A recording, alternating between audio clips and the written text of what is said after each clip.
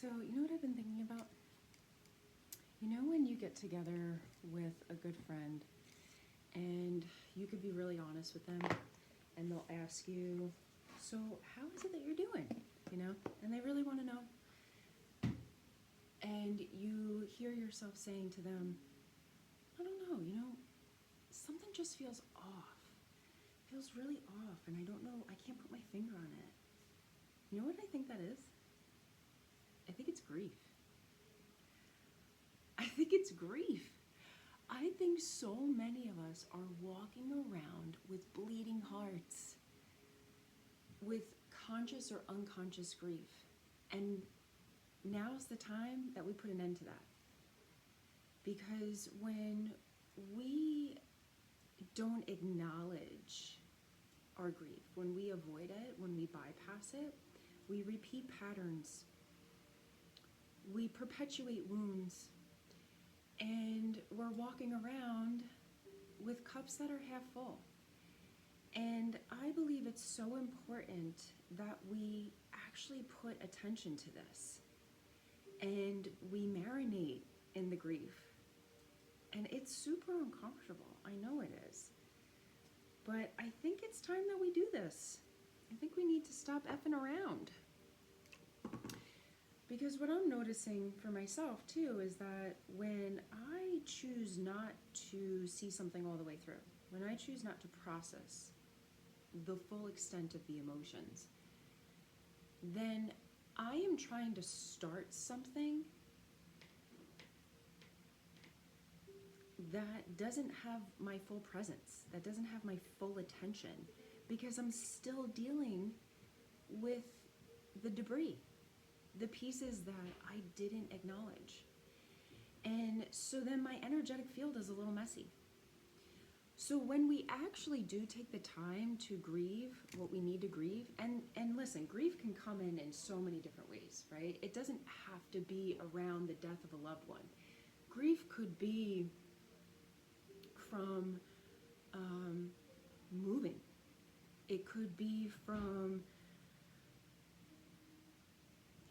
like waking up and realizing that your life isn't exactly how you thought it was going to turn out. It could be changing jobs. It could be a friendship that fizzled. It's something that you're walking away from.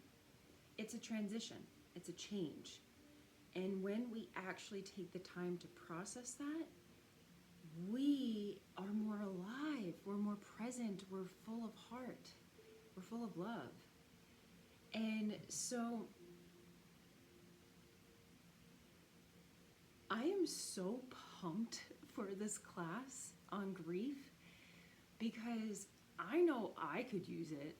And if you are somehow connected to me, you could use it too, right? And when we decide to clean up our energy fields together, we amplify the healing process and we actually can heal faster. And we can move through these things in a way that feels really grounded and centered and with more presence. And what a gift that is. What a gift that is to move through something that is so excruciating, that so many of us purposely bypass or try to avoid. And so imagine doing that in a way that actually feels good, that feels like the bottom's not going to cave out, that you can actually manage this, that you can meet it every single day. Doesn't that feel really good? I think so. So if you're a courageous being, if you want to move through this, if you're ready to start something new, let's take the time to honor what we just emerged out of. Or perhaps it isn't something that we just went through. This could be long-standing grief. Something could have happened to you 20 years ago that you realize you're still hanging on to.